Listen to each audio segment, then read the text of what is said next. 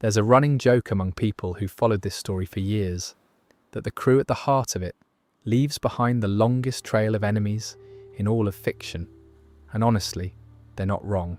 One ship, one voyage, one lad in a straw hat who only ever wanted to be free, and somehow, island by island, they've collected a cast of enemies that runs from petty small-town crooks all the way up to the beings who quietly run the entire world.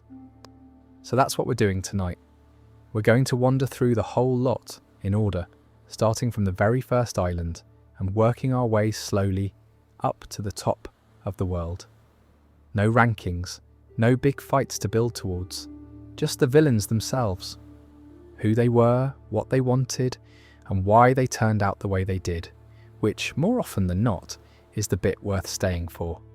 If you fancy more of these to fall asleep to, there's a subscribe button around here somewhere.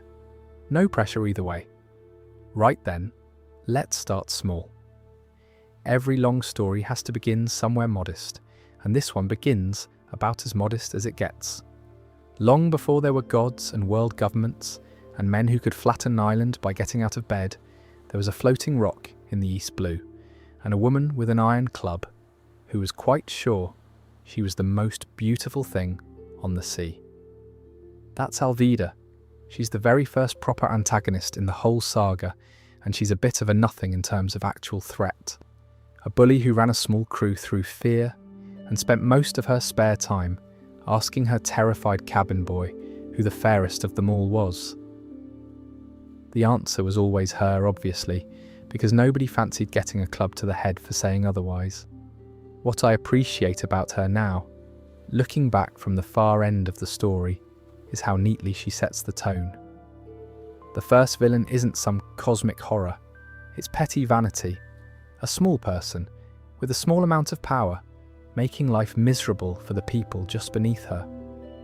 You'll see that exact shape over and over as we go up the ladder. It just gets dressed in nicer clothes.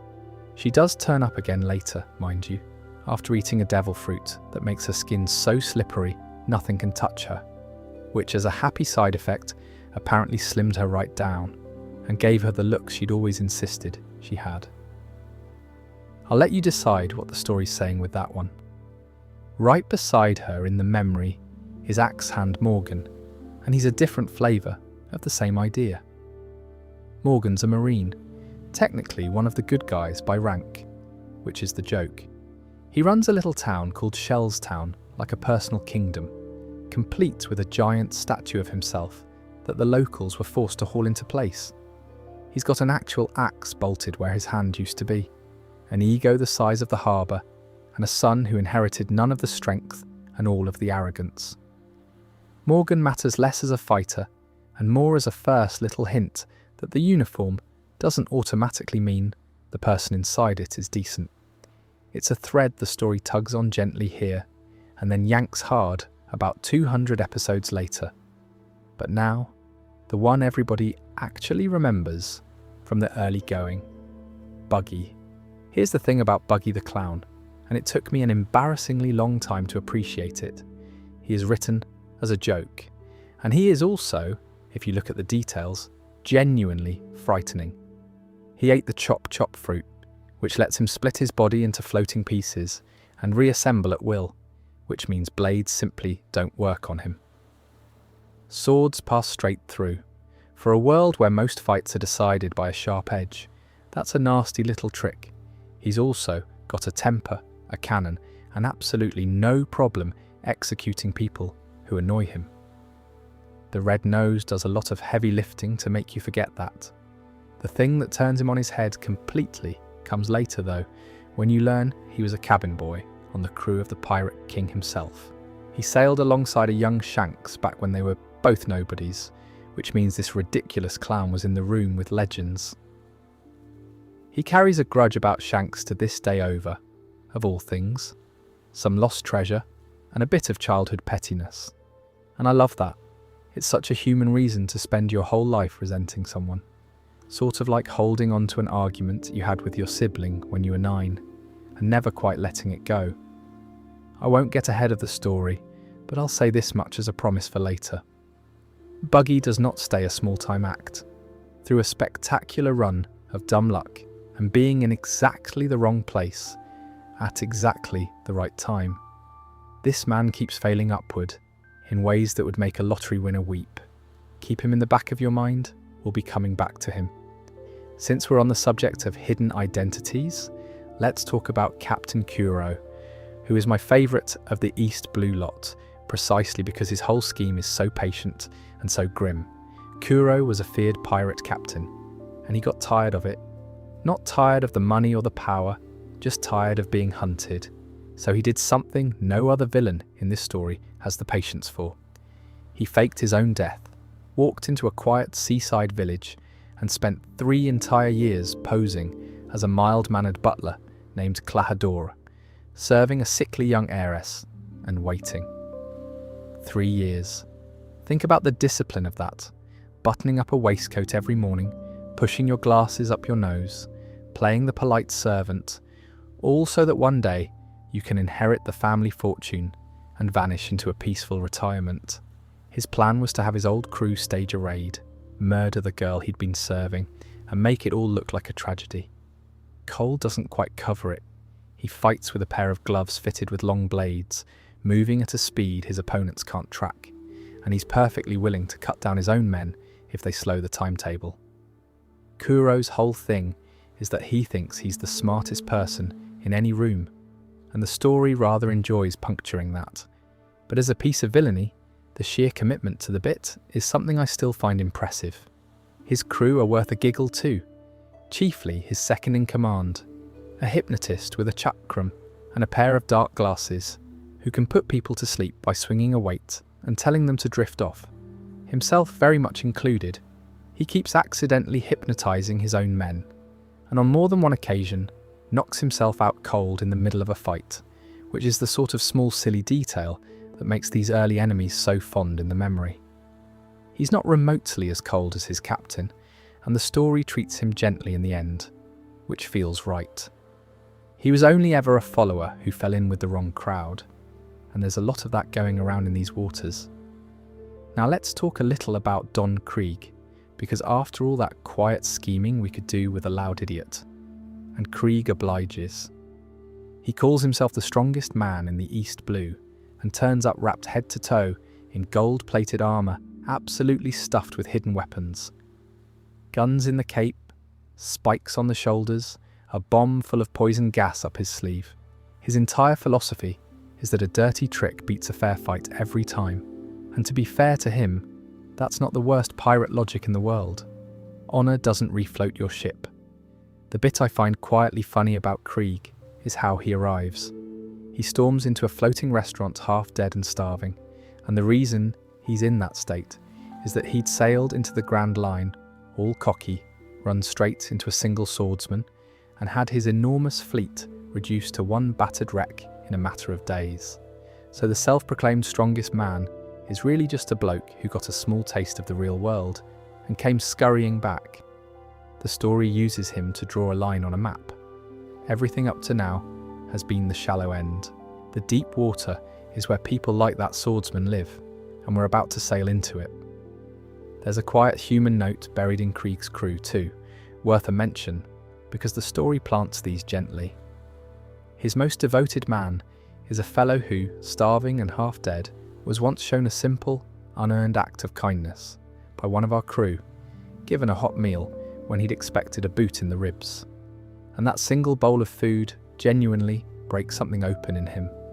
When the fighting starts, he finds he can't bring himself to strike down the person who fed him, even under his own captain's orders. It's a small moment, easy to miss among the explosions, but it's the first time the story quietly makes its case that even in a world of pirates and warlords, a bit of unforced kindness can matter more than any weapon. That idea is going to echo through everything that comes after, all the way up to the top of the world. The story just says it softly here first, over a plate of food, before anyone's ready to notice. But before we do, there's Arlong, and he's the first villain in this whole story who has an actual worldview, which makes him the first one that genuinely unsettles you rather than just threatens you. Arlong is a fishman, one of a race of people from beneath the sea who are, in plain physical terms, far stronger than humans. And he has taken that fact and built an entire bigotry out of it. He believes fishmen are a superior species and that humans exist to be ruled, taxed and stepped on. He's not scheming for treasure or safety. He genuinely thinks the natural order has been inverted, and he's putting it right.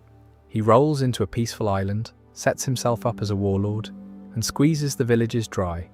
And there's a specific cruelty to how he does it, offering people just enough false hope to keep them obedient. What lifts Arlong out of simple thug territory is that his hatred has roots. Fishmen in this world have been on the receiving end of centuries of human prejudice, slavery, and violence. And Arlong is what you get when someone takes real justified pain and curdles it into something monstrous, deciding that because he was hated, he now gets to hate right back, harder. It doesn't excuse a thing he does, but it makes him legible, and the story is careful to plant that seed here, because it's going to come back and grow into something much bigger when we finally go beneath the waves. For now though, he's just the first villain who made you sit up and realise this world has actual history in it, ugly history, and that the straw-hatted lad sailing through it is going to keep bumping into the consequences.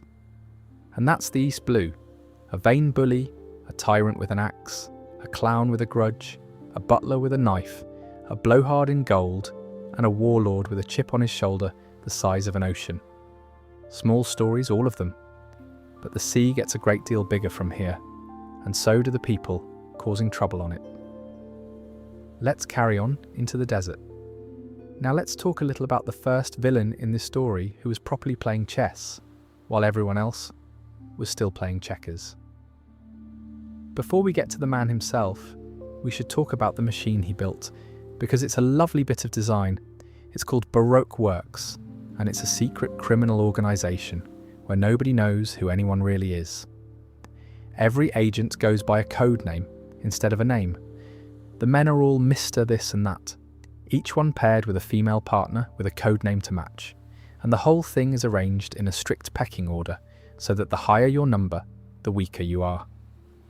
Only it's inverted in the fun way, so Mr. 1 is near the top, and the poor sods with the double-digit numbers are basically errand boys. The genius of it is that hardly any of the members have ever seen the boss's face. They're all working towards a grand plan they've been told is about building a perfect utopia, and most of them have no idea. They're just pawns being moved around a board they can't see. The agents themselves are a proper cast of oddballs, and I won't run through the whole roster because we'd be here till morning, but a few are worth a fond mention. One chap can turn his body into wax and sculpt it into whatever he likes, which is a stranger power than it sounds, and weirdly hard to fight. A ballerina of a man can copy anyone's face and body with a touch, a power that seems purely for mischief, until much later he uses it for one of the most genuinely moving acts of loyalty in the entire story. And near the top sits a quiet, blade-bodied fellow who can turn any part of himself into steel. A genuinely tough customer who gives one of our crew their first real test of the blade. That face-copying ballerina deserves a slightly longer pause, actually, because he's one of my favourite characters in the entire story, and he starts out on the wrong side of it. He's introduced as an enemy, an agent doing the organisation's dirty work. And he's ridiculous, all pirouettes and swan costumes and dramatic poses. And then, almost by accident, he befriends our crew before either side realises who the other really is. And when the truth comes out, and they end up as opponents, the story does something lovely with him.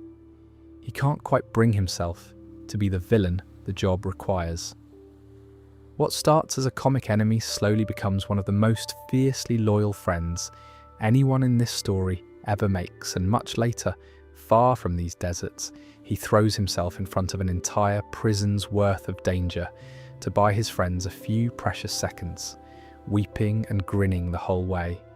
He's proof that Baroque Works was full of people who were only villains because a job title said so, and that's a thread the story loves tugging on.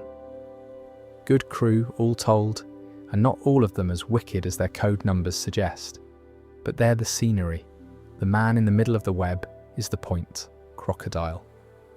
What makes him work is the same thing that made Kuro's butler act work, only scaled up to the size of a country. Crocodile is a hero. Publicly, officially, beloved.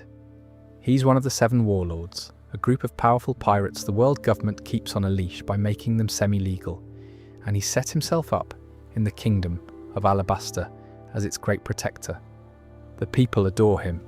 They've put up posters. Sir Crocodile, the man who defends the desert.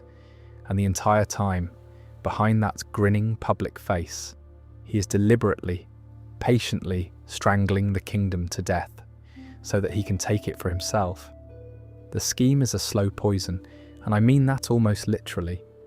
He's been secretly cutting off the rain to a country that lives and dies by water, letting the drought do his dirty work, while he quietly feeds a rebellion against the king. He wants the people to rise up and tear down their own government, so that when the dust settles, he can walk in as the saviour and inherit a throne that's already been cleared for him. It's a long con measured in years, and what I find so chilling about it is how little of it involves fighting. Most of his real work is manipulation, rumour, sabotage, patience. He's the first villain who understood that you don't need to be the strongest man on the sea if you can get everyone else to destroy each other for you. He does have the muscle to back it up, mind. He ate the sand fruit, which turns his body into sand. You can't really punch sand. Blows pass through him, and worse, he can turn his own hand into a drying wind that pulls the moisture straight out of whatever he touches, which in a desert is about as unfair as a power gets. The one crack in it, and the story's quite pleased with itself for this, is that sand plus water makes mud, and mud sticks. So the man who made himself untouchable by becoming dust turns out to have a weakness that any puddle could exploit. There's something almost poetic about a desert tyrant being undone by a bit of damp. What he's actually after, underneath the throne grabbing, is one of the ancient weapons, a buried thing called Pluton that's said to be powerful enough to wipe out an island in a single shot. And this is the first time the story quietly widens the lens on you. Up till now, the villains wanted money, or safety, or revenge on a neighbour. Crocodile wants a doomsday weapon and a kingdom to launch it from. The scale of ambition has just jumped, and it does that so smoothly you almost don't notice. You've drifted into much deeper water than where you started. One thing I'll flag, because it's a nice detail, is that Crocodile carries a wound about his own past. Somewhere behind all that cold control is a defeat he never got over, a scar he keeps hidden, and a private history with one of the true titans of the pirate world that the story only ever shows you in glimpses. He's not a man who acts out of pain the way Arlong does. He's buried his far deeper, but it's there, and it's part of why he's so obsessed with proving himself untouchable. People who most need to look invincible are usually covering something, and since I mentioned Buggy would keep turning up, here's a small promise to file away for much later. Crocodile doesn't vanish after Alabasta. Years down the line, he ends up going into business, of all things, forming a rather unlikely partnership with a couple of familiar faces, and turning his talent for scheming into something that terrifies the Marines in a completely new way. That's a story for another night. For now, just know that the Desert Kingpin is far too clever to stay beaten for long. Before we leave this whole stretch of the journey though, there's a smaller villain worth a fond mention, because the crew runs into him on the way to the desert, and he's such a perfect little example of a certain type. On a snowbound island, a kingdom buried in mountains and blizzards, they meet a deposed king named Wapol. Wapol is a glutton in every sense. He ate a devil fruit that lets him eat literally anything. Metal, cannonballs, buildings, and then recombine whatever he's swallowed into new objects out of his mouth, which is as strange and as gross as it sounds. But the thing about Wapol isn't his power, it's his cowardice dressed up as royalty. When a far greater threat once came knocking on his kingdom, This so-called king abandoned his own people without a second thought, fled, and left them to freeze and suffer, only to come waddling back later, expecting to be welcomed as their beloved ruler again, baffled and outraged that they might not want him. He'd hoarded all the country's doctors for himself, taxed his people into misery, and genuinely couldn't understand why anyone resented it. He's petty and greedy and self-pitying, a tyrant with the spine of a jellyfish, and I bring him up partly because he's fun, and partly because he closes a little loop. Remember, we started this whole night with vain small-time bullies, people whose power was borrowed and whose cruelty was mostly just selfishness. Wapol is the last really pure example of that breed before the villains start getting genuinely frightening, and there's a fitting punchline to him. Long after he's driven off, you learn he stumbled into a bit of luck and reinvented himself as a wealthy businessman, thriving through sheer shameless nerve. Some people fail upward. Wapol made a career of it. It's almost admirable if you squint. That's really the note Alabaster leaves you on. The villain here isn't scary because of what he can do in a fight. He's scary because he's smarter and more patient than anyone he's up against, and because he figured out that the best way to conquer a place is to convince it to conquer itself. It's a colder, quieter kind of evil than a bully with a club, and it's the first time the story trusts you to find that more frightening than a monster. Rather grown up of it, really. Right, let's climb out of the sand and go somewhere a bit stranger. Up, in fact, all the way up into the clouds. Picture an island sitting on top of the clouds, not near the clouds, on them. A whole country of white sky and floating sea, and people with little wings, tucked away so high up that most of the world below doesn't even believe it exists. That's where this next one lives, and honestly, the setting does half the work of making him unsettling before he's even opened his mouth. Getting there, we pass through a place called Jaya, which is worth a quick stop mainly for a lad named Bellamy. Bellamy's a young, cocky pirate who's decided that dreamers are fools and that laughing at people who believe in anything is the height of cleverness. He mocks the whole idea of sky islands and treasure and adventure, roughs up our heroes, and gets a very memorable answer to it a bit later when the mockery comes home to roost. He's a footnote, really, but a satisfying one, because the story clearly has no time for people who sneer at hope. File him under minor characters who exist to be proven wrong, but up in the clouds is the one we're here for, Enel. Enel has decided that he is God, not in a loose, boastful pirate captain sort of way. He means it with total sincerity, and he's got the power to make almost everyone around him believe it too. He ate the rumble fruit, which turns his body into lightning, and I'd rank it among the most flatly overpowered abilities anyone in this story ever gets handed. He can't really be hit because you can't grab a lightning bolt. He throws out attacks measured in hundreds of millions of volts. And in the odd event that something does manage to stop his heart, he simply uses his own electricity as a defibrillator and jumpstarts himself back to life. A villain who can revive himself is a difficult villain to feel hopeful about. On top of all that, he can hear everything. He's got a heightened sense that lets him perceive the presence and even the intentions of every living thing on the island, which he calls his mantra. And it means he always knows where you are, what you're doing, and roughly what you're about to try. So he's untouchable. He hits like a natural disaster. He can bring himself back from the dead, and he knows your plan before you do. On paper, it's hopeless, and the detail I love about him, the thing that makes him more interesting than just a big scary battery, is that Enel is bored. That's his whole personality, really. He's so absurdly powerful, and he's convinced himself so completely of his own divinity that nothing means anything to him anymore. He wanders about his sky kingdom, flicking his subjects out of existence with the same care you or I might give to swatting a fly. Not out of rage, but out of a kind of vast, godly indifference. When his followers fail him, He kills them without hesitation. He just looks mildly disappointed, the way you'd look at a phone that's stopped charging. That serene, punchable calm is far more disturbing than any amount of shouting. What does a bored god want, though? That's the good question, and Enel's answer is genuinely strange. He wants to leave. His grand dream is to abandon this world entirely and travel up to what he calls the endless land in the sky, a promised world beyond the clouds, which the story rather heavily implies is the moon. He's built himself an enormous flying ark to get there, and his plan for Skypiea before he goes is simply to destroy it.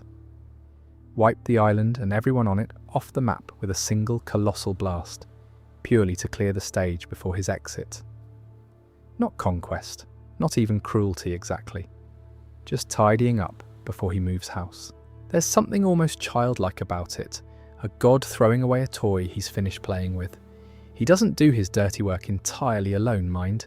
He keeps a set of priests, 4 of them, each lording over a different trial in a cruel little survival game he's set up across the island.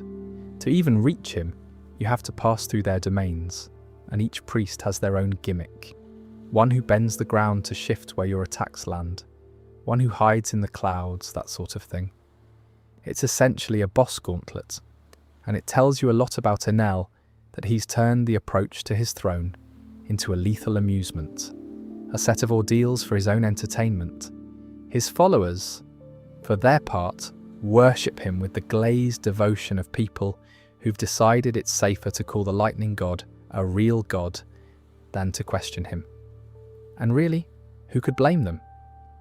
When the alternative to belief is being vaporized, faith comes fairly easily. Enel has essentially bullied an entire population into treating him as divine, which in his mind only confirms that he is. It's a neat little closed loop of delusion, and nobody up there has the power to break it. Nobody local anyway. The way he comes undone is one of the story's cleaner jokes, and it works because of something we established right at the start. Remember, the lad in the straw hat is made of rubber, and rubber, as any schoolchild could tell you, doesn't conduct electricity. So this untouchable god of lightning, who has never once had to worry about being hit, runs headfirst into the single opponent on the entire island his powers simply do not work on. All that voltage, all that mantra, all that self-resurrecting invincibility, and he's up against a boy who's essentially a walking insulator. Watching a being that convinced of his own divinity slowly realise that the universe has handed him the one matchup he can't win is deeply, deeply funny. His face does things in those moments that became famous entirely on their own. What Enel leaves behind, once you've stopped laughing at him, is the first real taste of a certain kind of villain this story keeps returning to. The one whose power has grown so far beyond everyone around them that they've lost the plot entirely. Strength without anyone to check it doesn't tend to make people wiser in this world. It makes them think they're gods, and it makes them bored. And a bored person with the power of a natural disaster is a genuinely dangerous thing. He won't be the last one to mistake being strong for being divine. He's just the first, and in some ways the most purely ridiculous, which, I mean, as a compliment, anyway. Let's come back down to earth, in every sense, because the next stop is where this story stops being about pirates squabbling with pirates, and starts being about something much larger and much colder that had been sitting in the background the whole time. The villains we've met so far have all announced themselves. A club, an axe, a grin, a grand scheme. This next lot are different, because for a long stretch you don't even know they're villains. That's the whole trick of them, and it's why this part of the story hits the way it does. The setting is Water 7, a gorgeous city built on the water, famous for its shipwrights, the best in the world. Our crew turns up needing repairs and falls in with the local craftsmen. Decent people, warm and skilled, the sort of folk you're glad your heroes have found. And then quietly, over a few chapters, the floor drops out, because several of those trusted faces, the friendly foreman, the affable secretary, the barman who pours your drink, turn out to be undercover government assassins who have been playing a role for years, just like the butler back in the East Blue, only this time it's a whole team of them, and they don't answer to a pirate. They answer to the world government itself. They're called Cipher Pole Number 9. There are, it turns out, several of these Cipher Pole units, secret intelligence agencies doing the government's quiet work. And the ones with a single digit are the ones you never hear about because the people who meet them don't tend to survive. Number 9 is the assassination branch, and its agents are trained from childhood in a set of superhuman martial arts. Things like turning your skin as hard as iron, or moving so fast you seem to teleport, or kicking the air itself to run across the sky. They've spent their lives becoming weapons, and then they've spent years pretending to be ordinary tradesmen. It's a chilling combination, that much lethality wrapped up in that much patience. The individual agents are a memorable bunch once the masks come off, and half the fun of this stretch is watching people you'd assumed were harmless reveal what they really are. The friendly, square-nosed shipwright who'd been fixing ships alongside our crew turns out to become a giraffe of all things, and to fight with a swordsmanship that's genuinely deadly despite the ridiculous silhouette. The prim, elegant secretary who'd been serving the mayor his coffee can produce soap that washes the very strength out of your body, leaving you slippery and limp and useless. One of them, a mild-mannered barman, opens doors in thin air, or in a person, or in the world itself, stepping through space like it's nothing. Nastiest of the bunch is a wolfish, sneering brawler who becomes an actual wolf and clearly enjoys the cruelty of the work in a way the others don't. Each of them had a cover, a little ordinary life they wore like a coat, and watching those coats come off one by one is deeply unsettling in the best way. You realise you never actually knew who any of these people were. What ties them together is a shared style of superhuman combat, a set of body techniques the government drills into its finest agents, letting them harden their skin against blades, move faster than the eye can follow, and strike with the force of a bullet from a fingertip. It's the first time the story really shows you that the government isn't just powerful because it has ships and cannons. It's powerful because it has spent generations quietly manufacturing human beings into weapons in secret and pointing them at anyone who threatens the order, which, when you think about it, is exactly what they do to that gentle giant of a warlord much later, though we're getting ahead of ourselves. The one in charge on the ground is a fellow called Rob Lucci, and he's worth slowing down for, because he's the first villain in the story who forces an actual argument rather than just a fight. Lucci had been living as a well-liked shipwright, a big quiet bloke with a little pigeon on his shoulder, and underneath that he's the deadliest man on the island.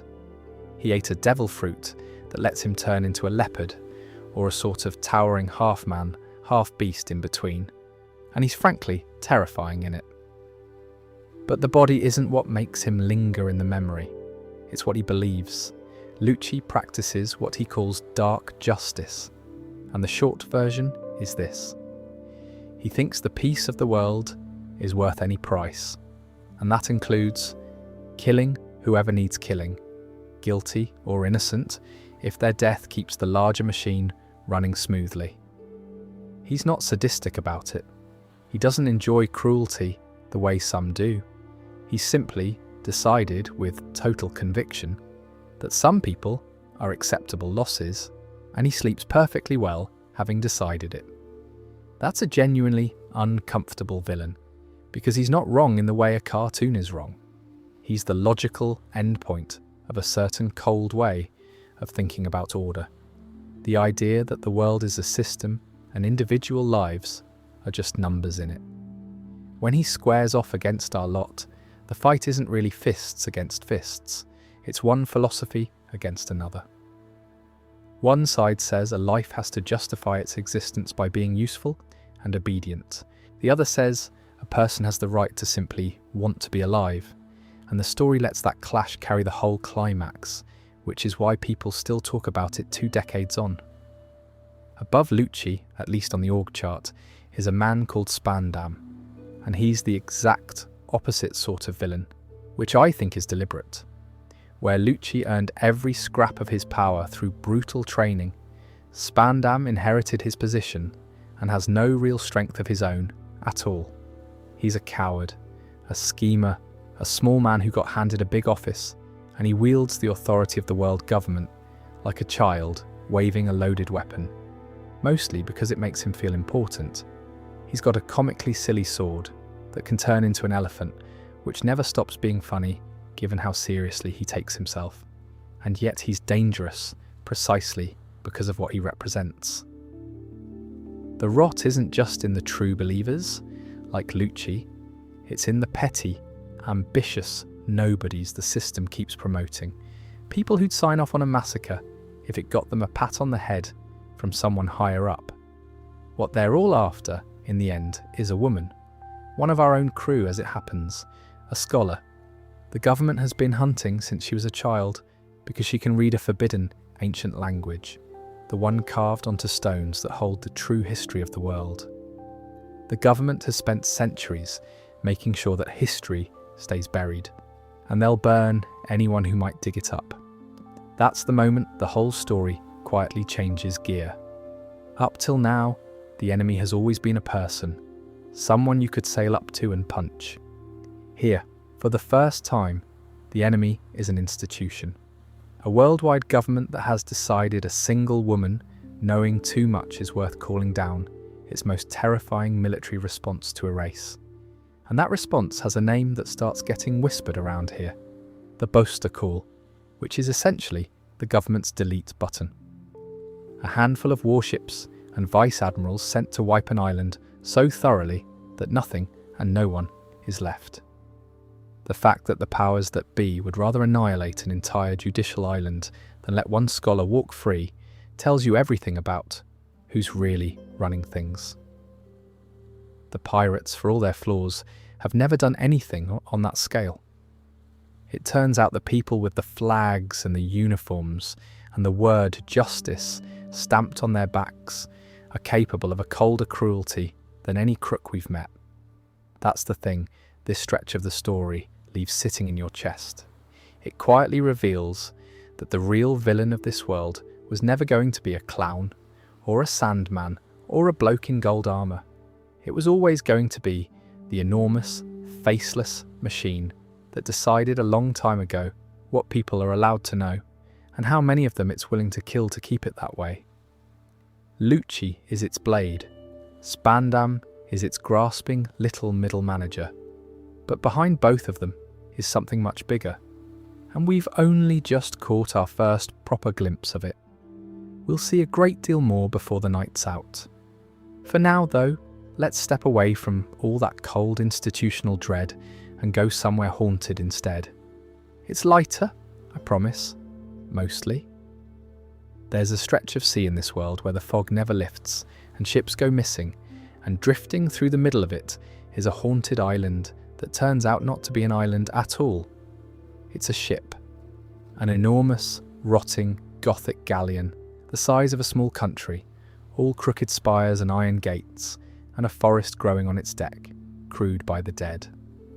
Of all the places our lot stumble into, this is the one that looks the most like a proper ghost story, and I have a real soft spot for it because its menace and silliness in almost equal measure. The master of the place is Gecko Moria, and he's one of the more unusual villains in the whole run, mostly because of how little he wants to do himself. Moria ate the shadow fruit, which is a wonderfully creepy power. He can peel a person's shadow right off the ground, snip it away like cutting out a paper doll, and then stitch that shadow into a corpse. And when he does, the corpse gets up. Not as a mindless thing either. It rises with the strength and the skills, and even the fighting style of whoever the shadow belonged to. So Moria's whole operation is a factory for building an undead army, one stolen shadow at a time. He's got a surgeon on staff sewing bodies together, and hundreds of zombies stomping about the decks, each one carrying a scrap of some living person who's now wandering the world, feeling strangely tired and unable to step into sunlight.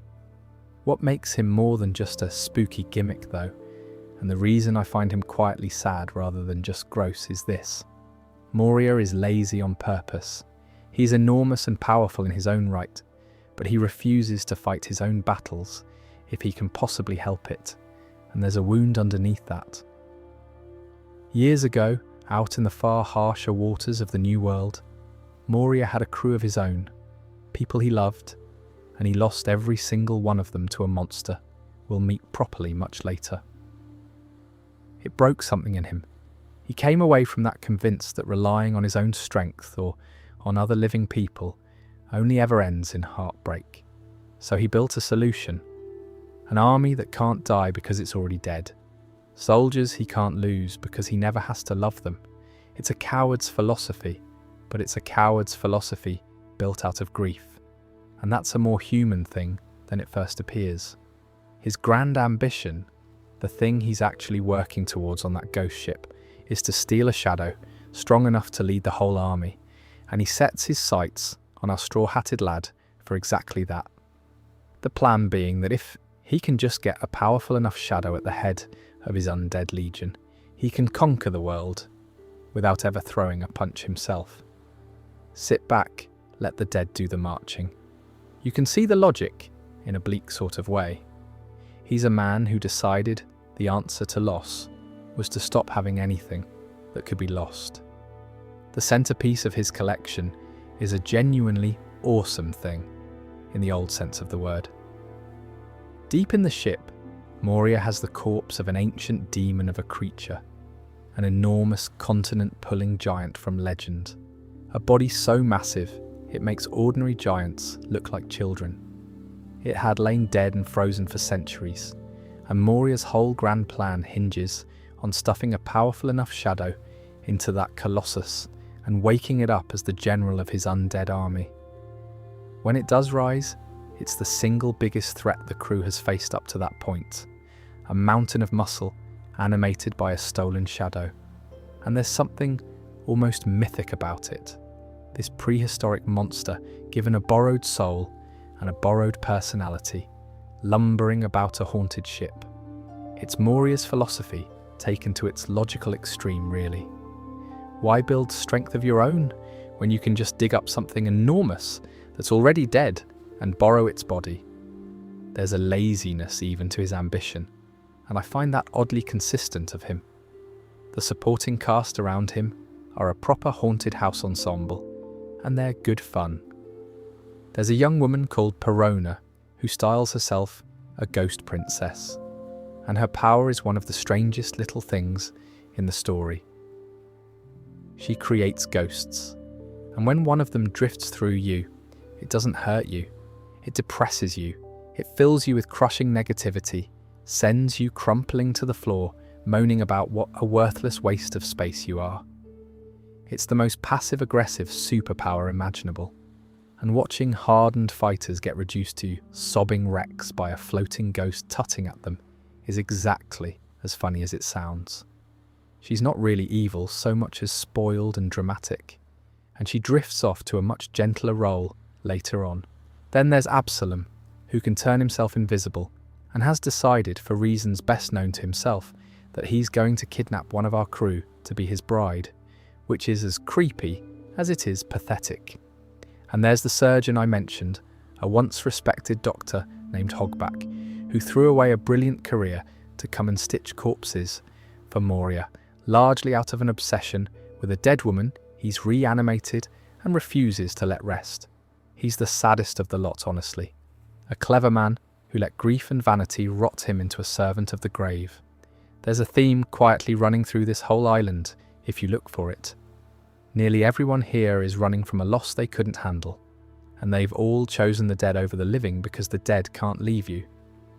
Right at the tail end of all this, a very different kind of figure turns up, one of the government's warlords, a huge calm man who arrives to clean up the aftermath. I'm going to hold off on him, because his story is one of the most quietly devastating in the entire saga, and it doesn't pay off until much, much later, near the very top of the world. Just tuck away that a giant of a man, oddly gentle for someone so feared, walked onto this ghost ship and left an impression. We'll come back to him when it matters. What thriller Bark leaves you with, under all the cobwebs, is a fresh flavour of grief. Moria didn't turn his loss outward into rage the way some do. He turned it inward into avoidance, building a fortress of the dead so nothing living could ever hurt him again. It's a strangely relatable failure, if I'm honest. Most of us don't raise zombie armies, but plenty of us have quietly decided, after enough disappointments, that it's safer not to rely on anyone. Moria just had the power to take that instinct to its grimmest conclusion. Anyway, let's leave the fog behind, because the story's about to go somewhere it's never gone before. Everything up to now has been building towards one enormous event, the point where all these separate threads, the pirates and the government and the warlords and the buried history, come crashing together at once. Let's talk about the war. This is the part where the story changes size. Up till now, the villains have mostly been individuals, one troublemaker per island, beaten and left behind as our crew sails on. What happens next is different because the enemy stops being a person and becomes a whole apparatus. And instead of one villain, we get a cascade of them, all at once, all tangled up in the biggest event the world had seen in decades. I'm going to take this one in gentle stages rather than trying to swallow it whole, because there's a lot in it and none of it needs rushing. It starts, oddly enough, with the single most detestable people in the entire story. And they're not even pirates. They're the celestial dragons. These are the world nobles, the descendants of the kings who founded the world government centuries ago, and they have spent every generation since being told they are quite literally above the rest of humanity. They believe it too, utterly. They wander about in strange bubble helmets, so they never have to breathe the same air as commoners. They keep slaves as a matter of course, and if some ordinary person so much as inconveniences one of them, they can shoot that person dead on the spot and face no consequence whatsoever, because the law simply does not apply to them. Worse than that, if a celestial dragon is ever truly angered, they can summon an admiral, one of the government's most powerful military weapons, to come and level whatever's upsetting them.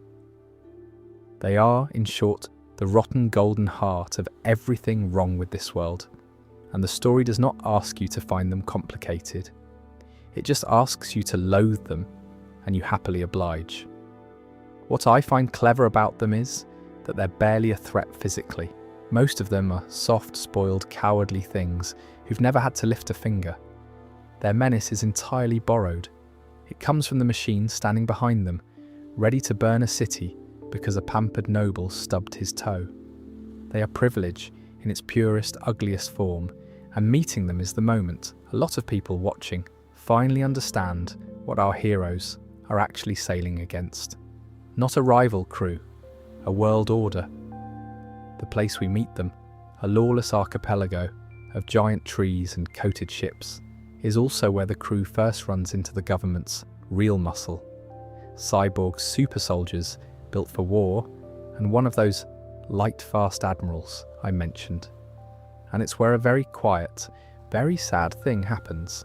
That gentle giant of a warlord from the ghost ship reappears, and instead of capturing our crew, he scatters them, flings each of them to a far corner of the world with a touch, for reasons nobody understands at the time. It looks like the worst defeat the crew has ever suffered. It's actually something else entirely, but we'll get to that at the very end of the night. For now, just know the crew is broken apart, and the lad in the straw hat is flung somewhere alone, right as the news arrives that's going to send him charging into the heart of the war, because his brother is about to be executed. Where he's flung to, as it happens, is an island of only women, ruled by a warrior empress, and she's worth a stop because she's another of those villains who turns out to be something softer underneath. Her name is Boa Hancock, and she's one of the government's warlords, styled the Pirate Empress and widely called the most beautiful woman in the world. She has a power to match the reputation too, the ability to turn anyone who feels desire for her into solid stone, which makes her almost impossible to fight, since nearly everyone who looks at her is done for before they raise a fist. When we meet her, she is proud, cold, and casually cruel, the sort of woman who has people petrified for mild inconveniences and doesn't lose a wink of sleep over it. And then, once again, the story shows you the wound. Hancock and her sisters were taken as children by those same celestial dragons. We've been loathing, enslaved, branded, and put through horrors no child should survive. Everything hard and hateful about her grew out of that. Her contempt for the world, her refusal to trust anyone, her belief that beauty was just a weapon to keep people at arm's length. All of it is scar tissue over a childhood the nobles ruined. So when this unbreakable ice queen of a villain, slowly, grudgingly, thaws, when she finds herself utterly disarmed by a straw-hatted idiot who treats her like a person rather than a prize, and doesn't turn to stone because he genuinely isn't thinking about her that way at all, it's rather wonderful. She goes from enemy to the fiercest possible ally, ready to defy the entire government for him. Another villain who makes a good deal more sense once you know what was done to her. To reach that execution, we pass through the second stage, and that's a prison. Not just any prison. It's a vast fortress sunk beneath the sea, built in descending levels like a tour through the underworld, each floor a worse torment than the last. Freezing hell, boiling hell, a floor of starving beasts, all the way down to the bottom, where the government keeps the ones it never wants to see daylight again. And presiding over the whole nightmare is the chief warden, Magellan. Magellan ate the venom fruit, which lets him produce and control poison of every kind, coat his body in it, flood entire corridors with it. He is, functionally, a walking plague, and he uses it with the weary competence of a man who's been doing an unpleasant job for a very long time. What I appreciate about Magellan is that he isn't really evil in the way most of this section's cast are. He's a jailer, a stern, dutiful, faintly miserable civil servant who happens to be able to melt you with a touch. He genuinely believes in keeping dangerous people locked away, and by the standards of this government, that's practically noble. He nearly kills our hero outright with his poison, and yet you never quite hate him, because he's just a man doing his terrible job well. There's a fun little detail too, that for all his lethal power, his own digestion is a disaster, and he spends a heroic portion of his day on the toilet. The story does love puncturing its scariest figures. Blackbeard breaks into that prison, by the way, to recruit its worst monsters into his crew. But hold that thought, because he deserves his own moment, and he's about to get it. The third stage is the war itself, and it's the centre of everything. The government has captured the older brother of our hero, a man named Ace, and they've announced his public execution for one reason: to bait his captain.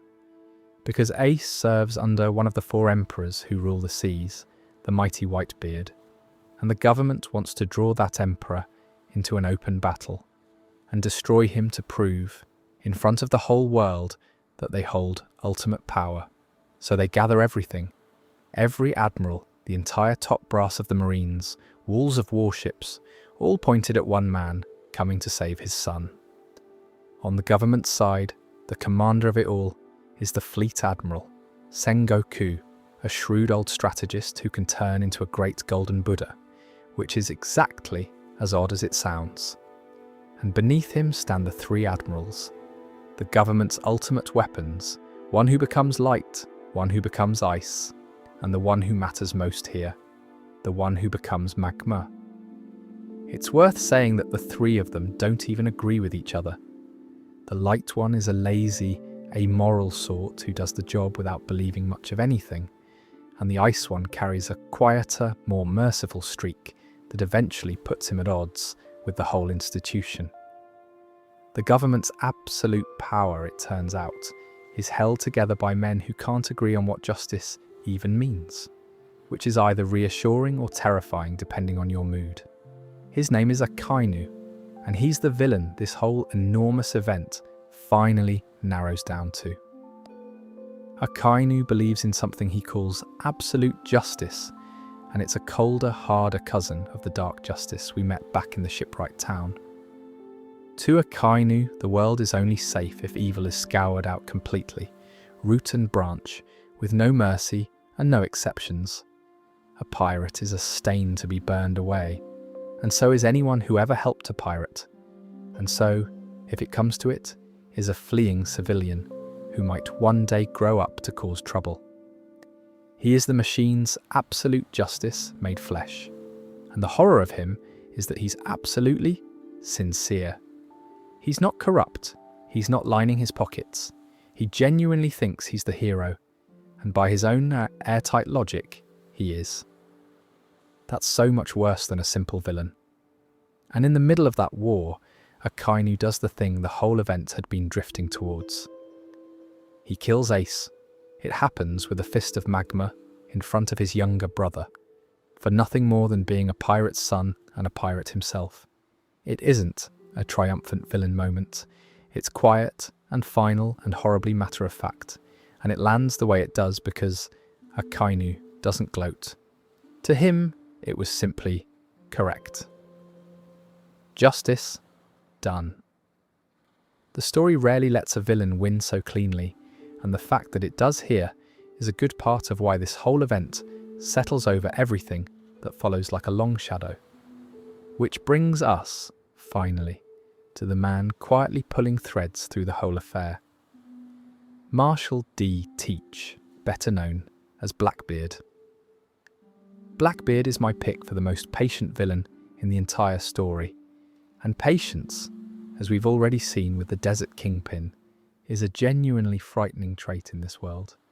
For years he served as a low-ranking nobody on Whitebeard's crew, waiting for one specific thing.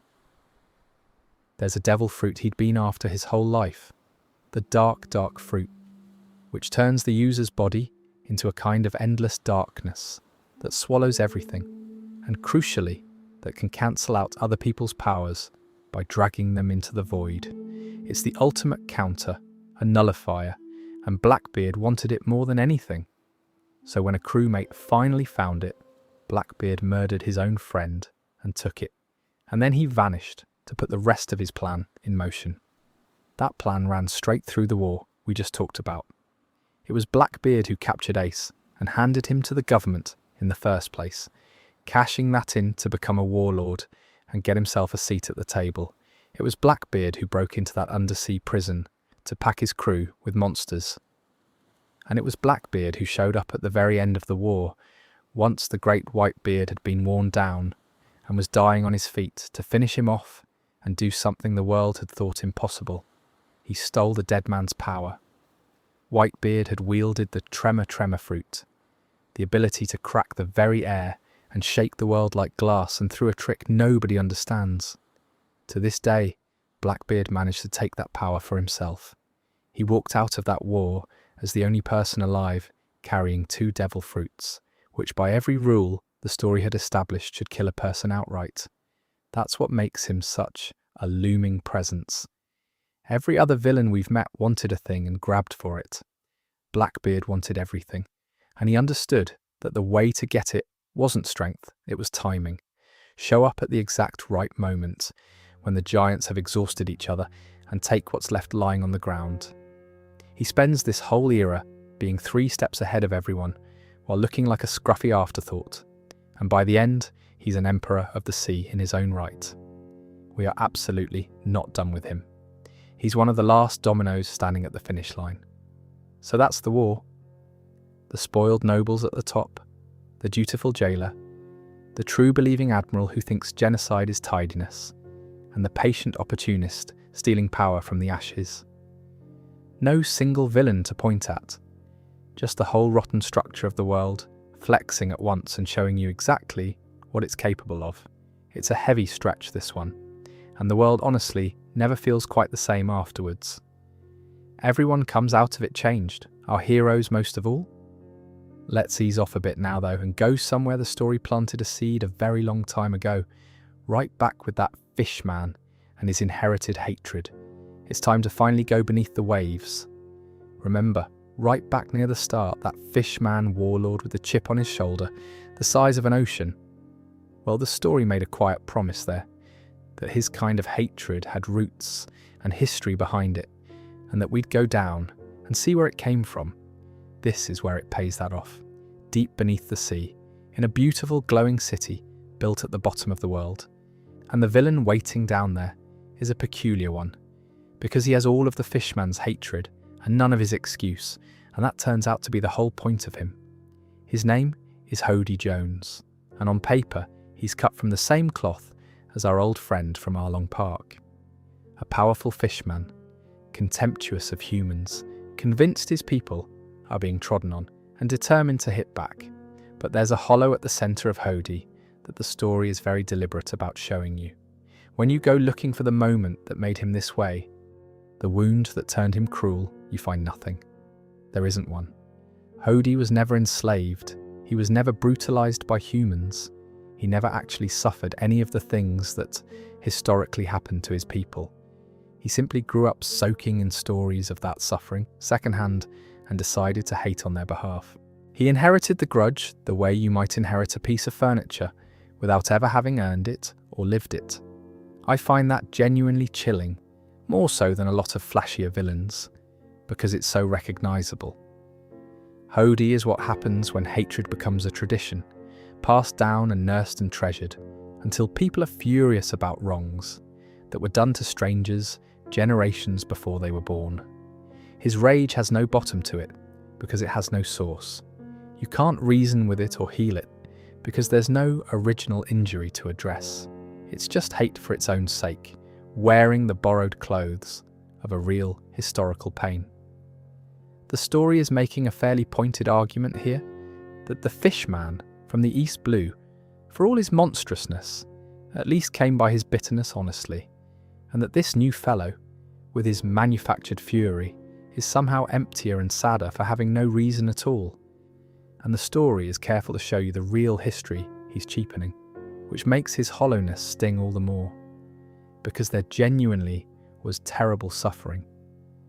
Fishmen were hunted and enslaved for generations, and there really was a great hero of their people, a liberator who once tore open the world's cruelest slave market and freed his own kind, and who carried wounds of his own from the humans who'd caged him.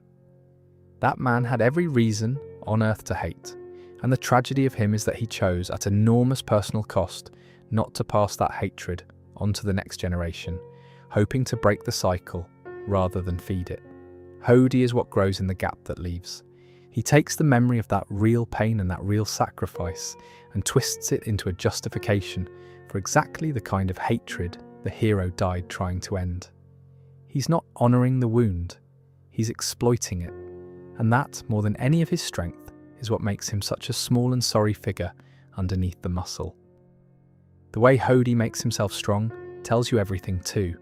He relies on something called energy steroids, a drug that cranks his power up far beyond what his body could ever manage naturally. It works, but it burns him out. Every dose ages him, wrecks him, trades his future for a jolt of strength right now. It's a perfect little metaphor for the whole man, honestly. He's chosen a hatred that consumes him and a power that destroys him, all for a cause that isn't even really his. And he can't see that any of it is eating him alive. By the end, he's paid a genuinely grim price for all that borrowed rage, and it's hard not to feel a flicker of pity underneath the disgust. Alongside him is one of the odder minor villains in the story, a fellow called Vander Decken, and he brings a completely different, almost comic sort of menace. Decken has a power that lets him mark anything he touches as a target, and then throw objects at that target which will chase it forever, no matter where it runs, homing in relentlessly until they hit. Nasty enough on its own. What makes him memorable is what he does with it. He's fallen obsessively, deludedly, in love with the island's giant princess, a gentle, enormous, weepy young woman. And having decided he must marry her, he's also decided that if he can't have her, no one can. So he's marked her, which means he can hurl weapons at her from anywhere on the island whenever his feelings get hurt. Which, being an unhinged stalker, is constantly. He's a horrible little man, but there's a dark comedy to how petulant his evil is, a rejected suitor throwing an eternal tantrum with axes. The two of them together are trying to tear down the island's royal family, whose great crime, in their eyes, is wanting peace with the surface world. Because that's the real tragedy woven through this whole place. For every fishman like Hody who wants to keep the war going forever, there's a king or a queen or an ordinary citizen down there who just wants their children to grow up in a world where the old hatred is finally allowed to die. And the villains here aren't fighting the humans, not really. They're fighting their own people who dared to hope for something better. That's the fight in the end. Not fishman against human, but the ones clinging to the grudge against the ones brave enough to try and set it down.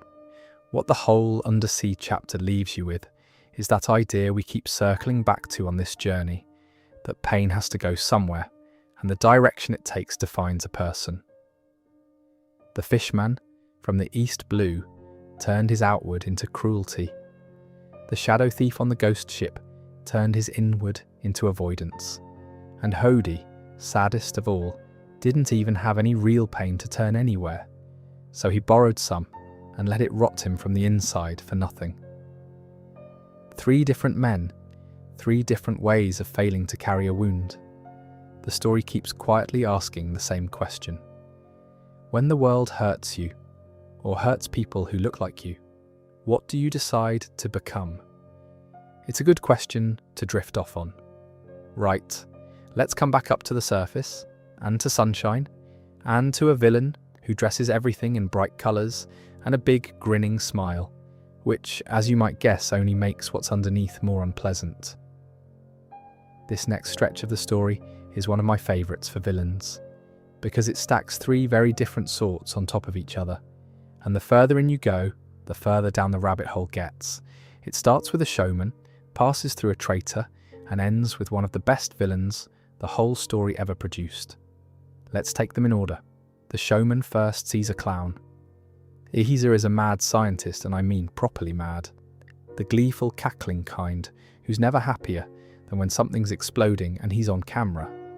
He ate a devil fruit that lets him become and control gas, which sounds abstract until you realise it means he can pull the oxygen out of a room, or fill the air with poison, or set off clouds of the stuff at will. He's a genius, once a colleague of the greatest scientist in the world, and he's used every scrap of that brilliance on weapons of mass destruction and human experimentation, including some genuinely upsetting things done to kidnap children in the name of research. He's a monster, no question. But here's what makes Caesar so entertaining rather than just grim. He is a coward and a diva. For all his lethal science, the man is desperate, above everything else, to be admired. He stages his atrocities like a variety show, complete with an audience of underworld brokers watching, because what he craves isn't really power, it's applause. He wants to be the genius who showed them all.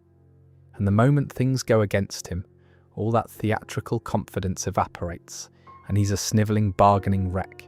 There's something very human and very pathetic under the lab coat. This needy little ego that turned to horror because it couldn't bear to be overlooked. I always find him weirdly likeable, which I feel slightly guilty about, given everything. Caesar, it turns out, is working for someone, and the trail from him leads to the second villain, a man named Virgo. And Virgo is the corrupt insider, the rot in the system made personal. Because Virgo has spent years as a high-ranking, trusted officer in the Marines, decorated, respected, climbing the ranks, and the entire time he's been a plant. A loyal soldier of the very crime lord we're building towards, feeding him information and protection from inside the government's own house. He's a master of the hardening technique, able to make his body as tough as black steel. And he's brutally effective. But his real menace is what he represents, We already learned back at the war that the government is cruel. Virgo shows you it's also compromised, hollowed out, that you can't even trust the badge, because the badge might be working for the enemy. He's not a flashy villain, he's a quietly frightening one. And then we arrive at the man both of them answer to, and the star of this whole stretch. Don Quixote do Flamingo. Doflamingo runs a sunny little kingdom called Dressrosa, a gorgeous place of flowers and colosseums and cheerful crowds, and he rules it as a beloved king. Sound familiar? It should, because on the surface it's the desert kingpin's trick all over again. A villain hiding behind the mask of a hero a whole country adores. But Doflamingo is a richer, sadder, more dangerous version of that idea because of where he came from, and his origin is one of the most twisted in the entire story. He was born a celestial dragon, one of those untouchable world nobles we spent time loathing back at the war, the ones who live above all law and treat humanity as livestock. Doflamingo had all of that. The divine status, the guaranteed cruelty without consequence, the whole rotten inheritance. And then his father did something almost unheard of. His father gave it up, renounced the family's godhood out of conscience, and took his children down to live as ordinary people among the commoners. Which sounds noble, and might even have been, except for what it meant for a small boy. Because the moment the world found out there were former celestial dragons living among them, all the centuries of hatred those nobles had earned came crashing down on this one defenseless family. They were hunted, tortured, brutalized by ordinary people, taking revenge for generations of abuse. And young Doflamingo, who'd done nothing himself, endured all of it. That's the wound at the center of him, and it curdled into something terrible. He came out the other side of that childhood having decided that his father's mercy was a betrayal, that the world was rotten and only the strong deserved anything, and that he would claw his way back to the heaven he'd been robbed of, no matter who he had to destroy. He murdered his own father as a boy, trying to buy his way back into that divine club. And when even that didn't work, when the club rejected him anyway, he turned all that rage outward and built himself an underworld empire instead. If they wouldn't let him be a god the polite way, he'd become one on his own terms. His power fits him perfectly. He ate the string fruit, which lets him produce and control threads of pure will, fine and nearly invisible, and strong enough to slice through steel. With them he can carve people apart, yes, but the really disturbing use is that he can attach those strings to a living person and puppet them, move their limbs, walk them around, make a human being into a doll that does whatever he wants. And that's Doflamingo in a single image, isn't it? A man who was made powerless as a child, who now needs, more than anything, to be the one holding every string.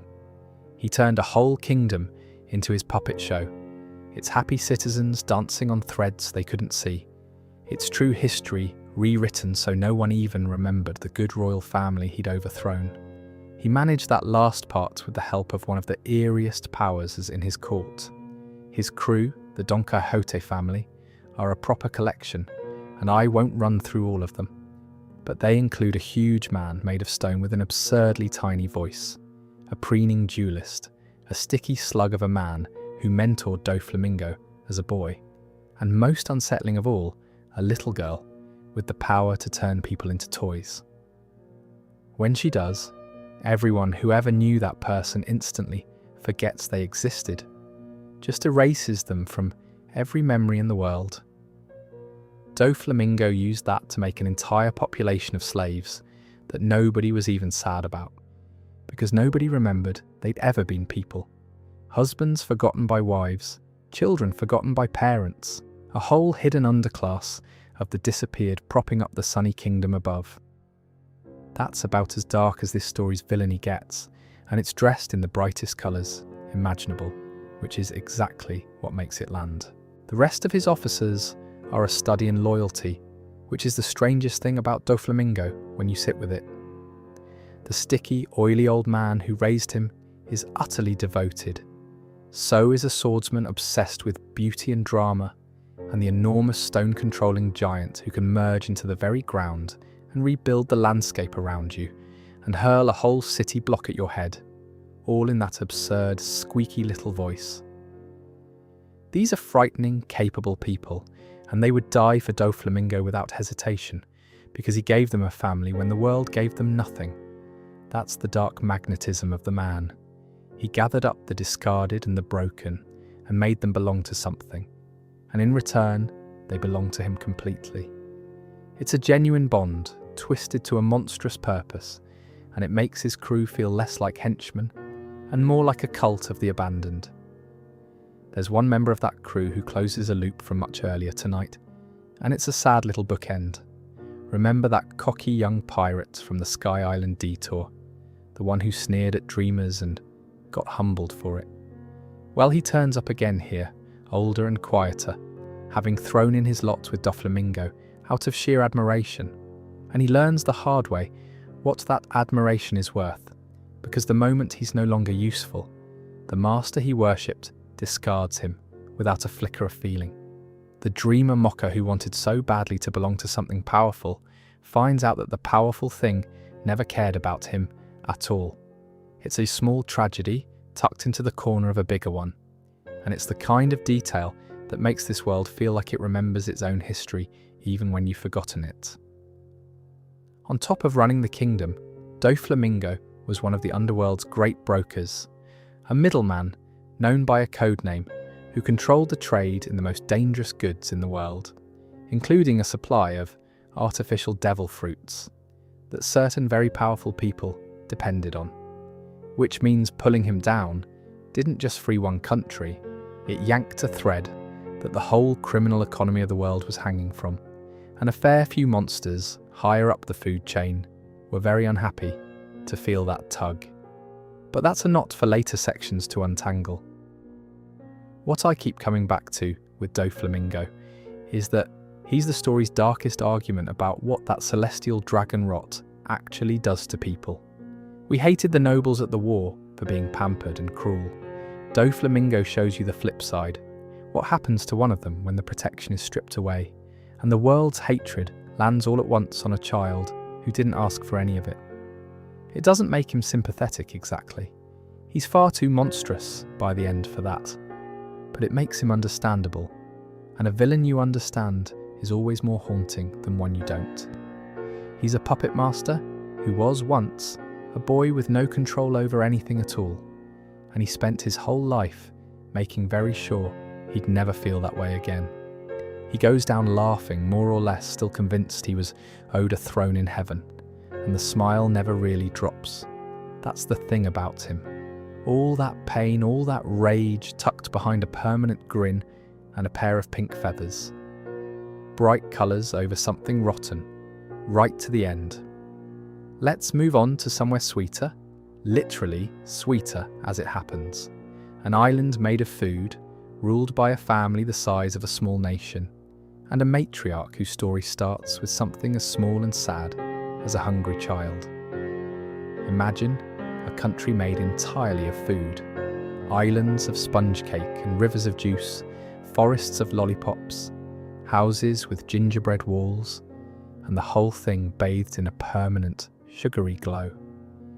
It sounds like a child's daydream, and that's rather the point, because the person who rules it is one of the most powerful and most frightening beings in the world, and the contrast between the setting and the sovereign is the whole flavour of this place.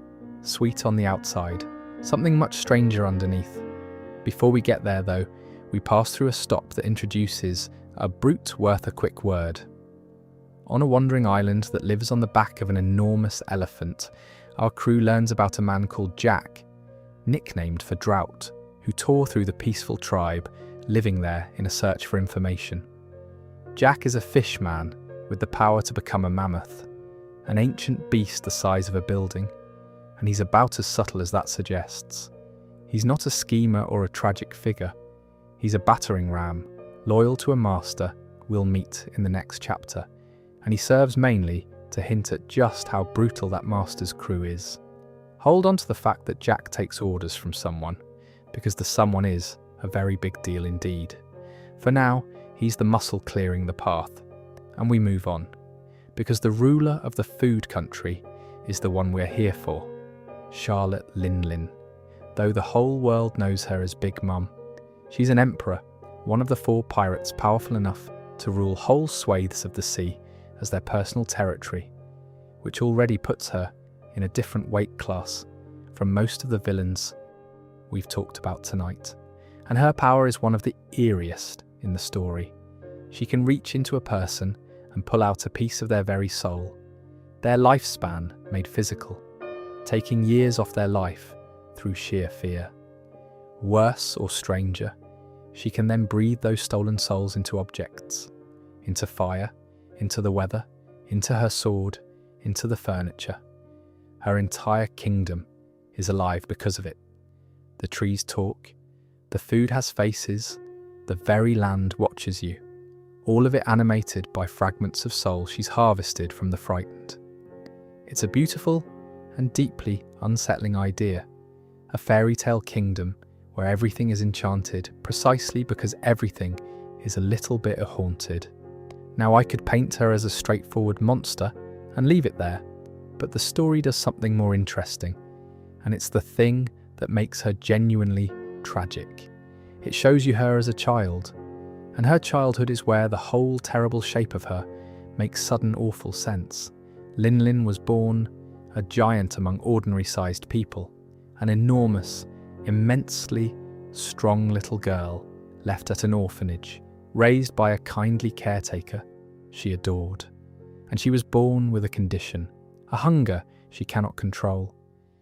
Every so often, a craving overtakes her completely, and when it does, she loses herself entirely, becomes a rampaging force that will smash through anything, anyone, to get to the food she's fixated on, with no awareness of the damage she's causing. As a small child, she couldn't understand it any more than the people around her could, and it made her, without her ever meaning it, catastrophically dangerous. The most heartbreaking version of that plays out on her 6th birthday. At that orphanage, in an incident the story keeps deliberately hazy, but heavily implies ended with the caretaker she loved, and all her fellow children simply gone. Because of her, because of a hunger a little girl had no way to control. Sit with that for a second, because it reframes everything. This emperor, this world-shaking monster, is at bottom a child who did something unthinkable without meaning to, and who has spent her entire long life building a world where she never has to feel powerless or alone or hungry again. The Food Kingdom isn't just decoration, it's a 6-year-old's idea of paradise, made real at the scale of a superpower. All the sweets she could ever want, forever, and a family so enormous it could never disappear on her the way the first one did. Which brings us to the family, and it is a family in the most literal sense, because Big Mum's crew is mostly her own children. Dozens and dozens of them, an entire dynasty she's produced and arranged into a ruling class over her territory. I won't attempt the full roll call, partly because we'd be here past sunrise, and partly because I'd lose count. But a few of her sons and daughters are worth a nod. One can produce endless soldiers made of biscuit, an army that just keeps reforming as fast as you can smash it. Another, a candy-controlling eldest son, has a real taste for theatrics, and the eldest of a particular set is a tall, quiet, immensely strong fellow who can turn his body to sticky rice cake, and who has trained his observation to the point where he can see a few seconds into the future, which is about as close to unbeatable as a fighter gets. That son, I'll admit, is the one who stuck with me, because he's a villain who turns out to have more honour than his mother ever managed. Underneath a fearsome public image, he's hiding a private insecurity, and when he finally meets an opponent worthy of him, he fights with a fairness and a respect that the rest of his family would never bother with. He's the reminder that even inside a monstrous dynasty, individual people can be more than the thing that raised them. Not every child of Big Mum is Big Mom. Some of them are just people doing their best inside a family that happens to be a criminal empire the size of a nation. She surrounds herself too with a little court of companions made from those stolen souls, a scrap of storm cloud she's named, and made into a pet, a son of living flame that floats at her shoulder, both of them cackling and squabbling like naughty children. It should be whimsical, and it sort of is, but it's whimsy with a body count. Because every one of those cheerful little familiars is running on life she took from someone terrified. That's Big Mom in a nutshell, a nursery decorated with graves. The really frightening thing to witness, though, is one of her cravings taking hold in the present day, because it's the one time all her cunning and queenly composure simply switch off. When the hunger comes for her, the Emperor vanishes and the uncontrollable child returns, and she'll tear through her own territory, her own homes, her own subjects, wailing for whatever sweet she's fixated on, with the blind desperation of a toddler mid-tantrum, except the toddler can flatten buildings. Her own family have to scramble to appease her before she levels everything they've built.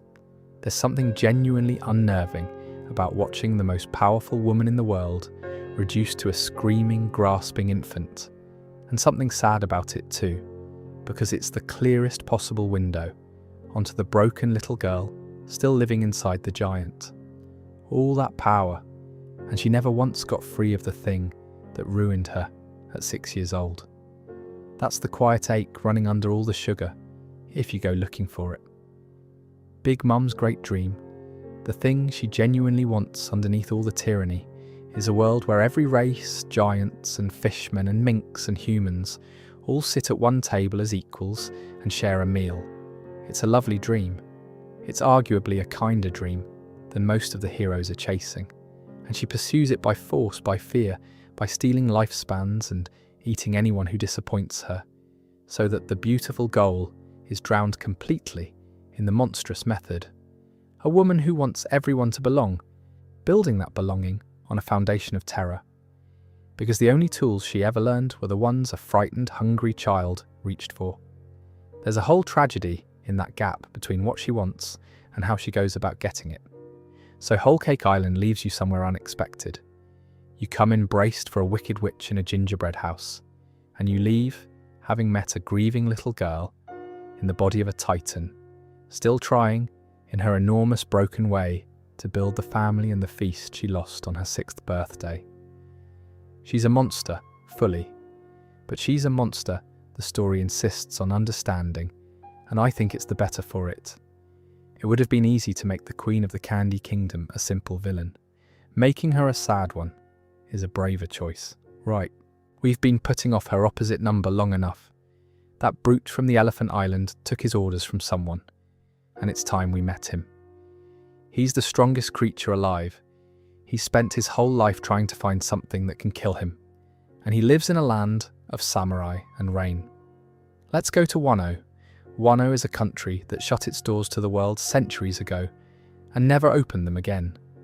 A land of samurai and snow, an endless rain of cherry blossom and sword duels, sealed off behind towering waterfalls, so the rest of the world barely knows what goes on inside. And what goes on inside by the time our crew slips in is quietly heartbreaking, because this beautiful isolated country has been hollowed out from within, its rivers poisoned, its people starving, its old traditions crushed, all so that two enormous villains at the top can get richer. Let's meet them both, starting with the smaller and nastier of the pair. His name is Kurazumi Orochi, and he holds the title of Shogun, the supreme ruler of Wano. And he is, by a comfortable margin, one of the most purely loathsome figures in the whole story, which is impressive given some of the company we've kept tonight. What makes Orochi special is that he manages it while being genuinely weak. He's no great warrior. He's a paranoid, greedy, snivelling little man who clawed his way to the throne through betrayal and blackmail, and has clung to it through pure viciousness ever since. He drove his own country into poverty and squalor while he wallowed in luxury. He had anyone who so much as frowned at him executed, and he did it all with the twitchy cruelty of a coward who knows, deep down, that he's a fraud. He does have one trick that keeps him dangerous. He ate a devil fruit that lets him become a great 8-headed serpent, and the useful part of that, from his point of view, is that it grants him 8 lives. Cut off one head, and he simply carries on with the other 7. It's a coward's power, isn't it? Not strength, just an unfair number of second chances, so he can keep scheming and grovelling and clinging on long after a braver man would have fallen. The story clearly relishes how pathetic he is even at his most tyrannical, and honestly, so do I. There's a special kind of satisfaction in a villain who is both a monster and a wretch, but Orochi is only the shogun on paper. The real power in Wano, the reason a weakling like him could rule at all, is the enormous figure standing behind his throne. And that figure is Kaido. Kaido is called the strongest creature in the world, and the story means that fairly literally. He's one of the 4 emperors, like the Candy Queen we just left. But where her menace comes wrapped in sugar and family, his is far starker. He can turn into a colossal dragon, a serpentine eastern dragon that blots out the sky, and in that form, he can level a city with a breath. He spent a lifetime being described as unkillable, and the detail that turns him from a big scary beast into something genuinely fascinating is this. Kaido has spent much of that lifetime trying to die. I'm not exaggerating for effect. Kaido is so strong, and life has come to bore him so completely that he's thrown himself off Sky Islands, taken the harshest executions the world could offer, hurled himself into disasters, all in a sort of ongoing experiment to find something, anything, that can put him down. And nothing has. He always survives. So here is a being of almost unlimited power who is also, at his core, profoundly, bleakly miserable. A drunk who picks fights he hopes he'll lose, and never does. That combination, world-shaking strength married to a genuine death wish, makes him one of the most unusual villains in the story. He's not cackling over a grand scheme. He's a depressed god looking for a worthy end and finding only more people too weak to give it to him. What he wants, in as much as such a hollowed-out person wants anything, is a great war. Kaido believes that the world has gone soft and false, and that the only honest thing left is strength. So his plan is to plunge everything into an enormous, purifying conflict, drag the whole world into flames, and let raw power sort out who deserves to stand at the end. It's nihilism dressed up as philosophy. He's a man who found no meaning in a life where he couldn't lose, so he decided nothing means anything except the fight itself, and he'd like to force everyone else into that same void with him. To fund it, he turned Wano into a weapons factory, which is why the country's poisoned and starving. All that suffering, just raw material for a bored dragon's war. His top enforcers are worth a quick mention because they're a memorable trio. There's the mammoth brute from the Elephant Island we already met. There's a plague-obsessed cyborg who's half science experiment and half showman, forever unleashing diseases and building ridiculous inventions. And there's a quiet, masked swordsman who turns out to belong to a nearly extinct race of people who can summon fire from their own bodies. A genuinely striking figure with a sad history of being the last of his kind.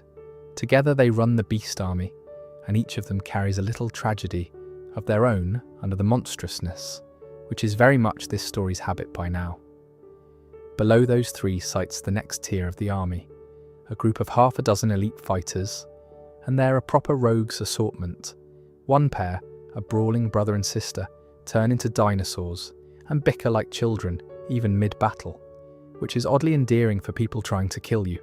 The rest include a self-styled gentleman spy with a grudge going back years, a former pirate captain who spins like a top, and a striking, sinister woman who becomes a giant spider. What I like about this whole layered army is how it makes Kaido's operation feel like an actual empire, rather than one big monster with some goons. There's a hierarchy, a pecking order, ambitions and rivalries all the way down, people clawing for promotion inside a criminal machine. It gives the Beast Army a horrible sort of workplace realism. Even world-conquering nihilism, it turns out, has middle management. And it's all built on the backs of the country's own people, which is the part that stays with you. Because opposing this entire apparatus is a small battered band of samurai, the loyal retainers of the good lord the shogun betrayed, who've spent 20 long years in hiding and disgrace, waiting for their one chance to strike back. That's the real heartbeat of Wano. Not the spectacle of the dragon, but the quiet, stubborn loyalty of a handful of swordsmen who never gave up on a country that everyone told them was already lost. The villains here are enormous and terrifying, but the story is careful to keep reminding you what they're standing on. A whole nation of ordinary people, poisoned and starved so that a bored dragon and a cowardly snake could get what they wanted. That cowardly snake, by the way, has a grudge of his own driving him, and it's a properly petty one. His whole family line, the Kurazumi clan, had been disgraced and cast out generations back, and Orochi grew up nursing that inherited bitterness, convinced the country owed him a throne, and determined to burn it all down in revenge for slights he mostly wasn't even alive for. Sound familiar? It's that same borrowed inherited hatred we met at the bottom of the sea, the grudge handed down, like an heirloom, until someone acts on it who never earned it. Only where the fishman's version was tragic, Orochi's is just squalid. A small man wrapping his greed in the flag of an old family grievance. Same poison, meaner vintage. Since we're talking about Kaido and we just left the Candy Queen, here's a fun bit of history that ties the whole older generation together. The two of them go back a very long way. Decades before our story starts, both of them were young members of the same legendary crew, a fearsome pirate band led by a captain whose ambition was, simply, to become king of the entire world. That crew was broken apart in a single catastrophic clash against the two greatest figures of the age, in an event the story only feeds you in fragments. But the survivors of it scattered and became the monsters of the present day, Kaido and Big Mom among them, still shaped by that shared beginning, sometimes allies and sometimes rivals ever since. It's the sort of detail that makes this world feel genuinely old, like the villains of today are just the aftershocks of an earthquake that happened before any of our heroes were born. The story is still, even now, slowly unwrapping exactly what went on back then. I rather love that it refuses to hand it all over at once. The way Wano resolves is one of the story's great catharses, because it's the moment its main hero finally, fully steps into his own power against the strongest creature there is. I won't spoil the shape of it, only say that the fight between them isn't really about who hits harder. It's about Kaido's whole bleak worldview, that nothing matters but strength and the world would be better burned down, running head first into someone who fights for exactly the opposite reason. Someone who found joy where Kaido found only boredom. And it turns out that a person fighting to make people free is a harder thing to put down than a depressed god ever expected. The strongest creature in the world spent his whole life looking for something that could truly beat him, and what finally did it wasn't greater strength. It was a completely different reason to be strong. There's something quietly perfect about that.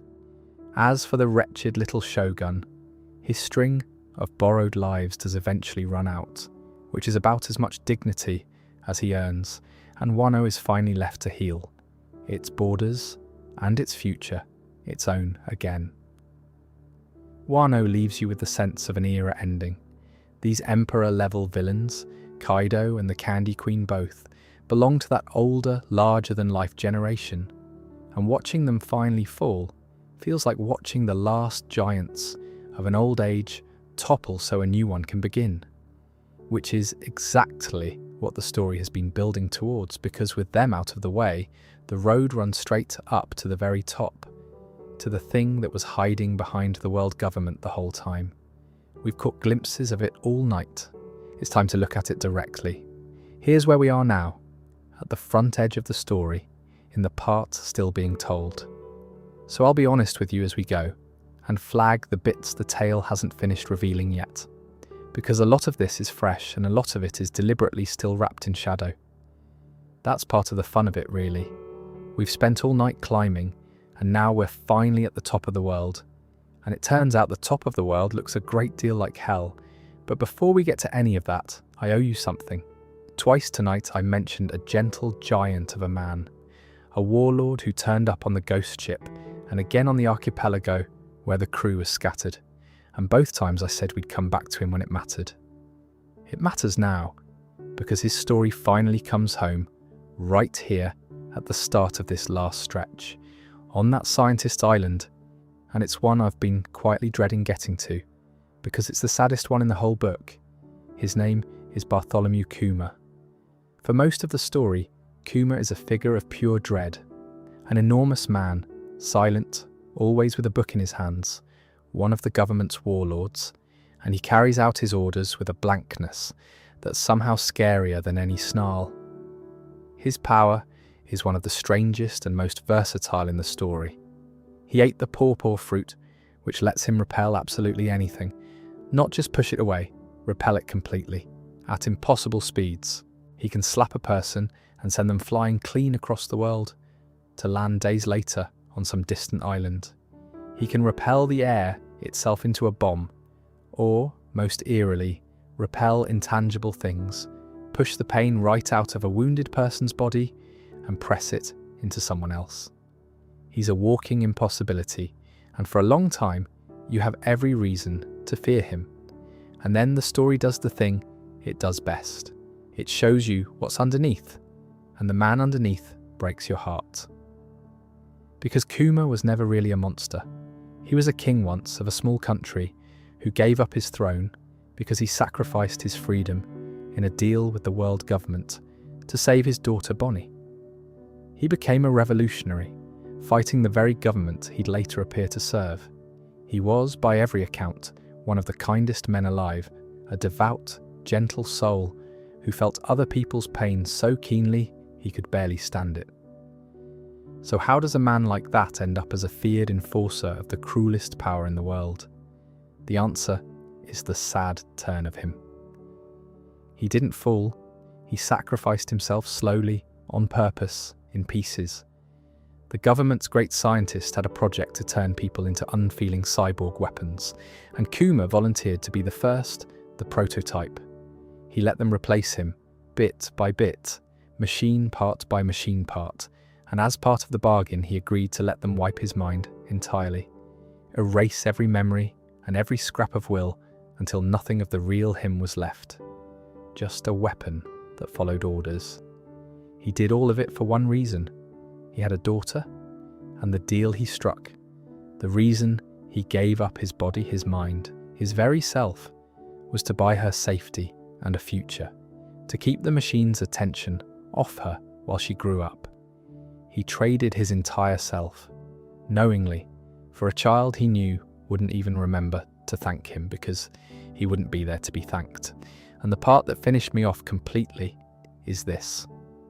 Before the last of his mind was scrubbed away, Kuma had one final request, and he spent his very last shred of free will on it. When our crew was scattered to the winds on that archipelago, that wasn't an attack. It was him saving them, flinging them out of the path of certain death, and towards the exact places each of them needed to go to survive and grow stronger. And then, with the tiny bit of himself he had left, he went and stood guard over the crew's empty ship for 2 entire years, this hollowed-out man-machine, protecting a vessel belonging to people who'd been kind to him once, keeping his word long after there was any him left to keep it. He just stood there and guarded a ship, out of a love his programming couldn't quite delete. His story pays off at last, on the scientist's island, when the daughter he sacrificed everything for finally learns the truth of what her father did. And when Kuma, now supposedly a mindless weapon with nothing human left, somehow tears himself back to life for one final act. Because it turns out the one thing they could never fully machine out of him was that love. Even as an empty shell, some deep buried piece of him felt his child was in danger, and it dragged him halfway across the world, breaking every override they'd put in him, just to try to protect her one more time. A father with no mind left, running on nothing but love. I don't mind telling you it's the closest this story has ever come to making me put the book down for a minute. So Kuma isn't really a villain at all, and that's the point of putting him here, at the threshold of the ending. He's the story's final, clearest statement of the idea it's been building all night, that the label on a person, monster, enforcer, warlord, weapon tells you almost nothing about the soul underneath it. The most feared silent giant in the world was all along the gentlest man in it. Hold on to that as we go up to meet the ones who did the machining, because it's worth remembering what kind of people sit at the top and what kind of person they were willing to grind down into a tool. For the entire story, there's been a mystery sitting quietly at the centre of the world government. We've met its admirals, its assassins, its spoiled nobles, but somebody has to be above all of them, and for the longest time the answer seemed to be a council of 5 ancient men, the 5 elders who ran the government from the shadows, sombre, robed, powerful in the way that bureaucrats are powerful, signing off on buster calls and executions from a quiet room at the summit of the world. For years, that's all they appeared to be. 5 old men with the world's paperwork. And then, quite recently, on a scientist's island called Egghead, the story pulled the robes back, and it turns out these 5 old men are anything but ordinary. Each of them can transform into a monstrous, demonic beast, ancient mythical creatures out of old folklore, spider-limbed and horned and skeletal, and worse. They're not administrators at all. They're warrior gods who've apparently been alive for centuries, and they carry titles to match, each one styled as the god of some pillar of the world. There's the one they call the god of science and defense, a horned, spider-legged horror named Saturn, who led the assault on Egghead in person. There's a god of justice who becomes a great charging boar, a god of finance who rides as a skeletal horse thing, a god of the environment shaped like a nightmarish bird, and a god of agriculture in the form of a vast pale worm. Watching them descend on that island was the moment the story finally showed its hand about how genuinely monstrous the people at the top actually are under all the ceremony. The men signing the death warrants were demons the whole time. Somehow that's more honest than it is surprising. But the thing that turned everything on its head, the quiet gut punch of this whole final stretch, is that even these 5 demon gods aren't the top. Because even they kneel, there is someone above them, someone they answer to with total fearful obedience, and that someone had been foreshadowed for over 20 years before the story finally let us look. Its name is Imu. Imu sits on a throne at the very heart of the world government, and the detail that tells you everything is this. It's a throne that officially has no occupant. The whole government is publicly built on the idea that no single person rules, that power is shared among many kingdoms, and there's a famous empty throne that's meant to symbolise exactly that, a seat no one is allowed to sit in, representing a world with no king. And Immu sits in it.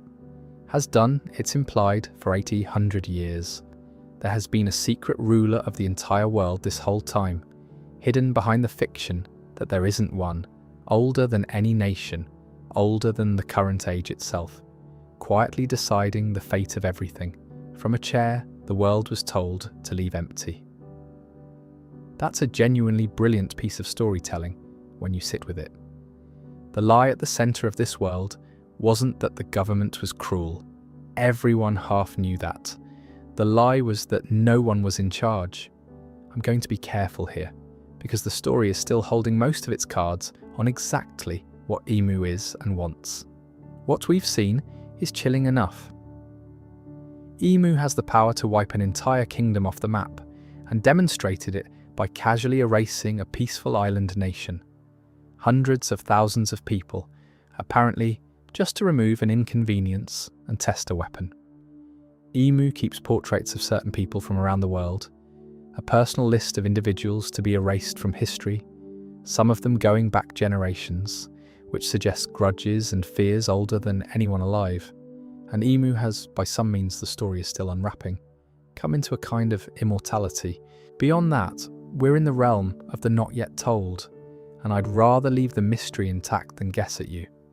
Just know that every villain we've talked about tonight who wore a government uniform, ultimately traced back up to this one silent figure on a chair that wasn't supposed to have anyone in it.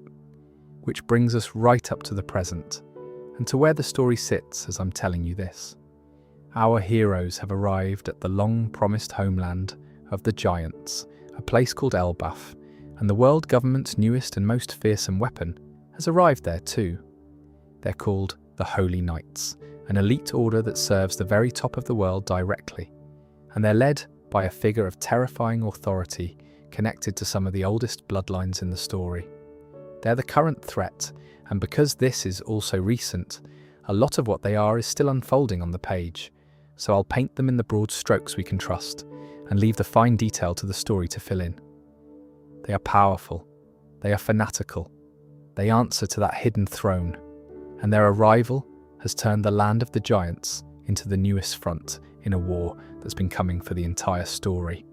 And at the centre of the Giants side of it is a character I find genuinely fascinating, because the story has gone out of its way to make you unsure whether he's a villain at all.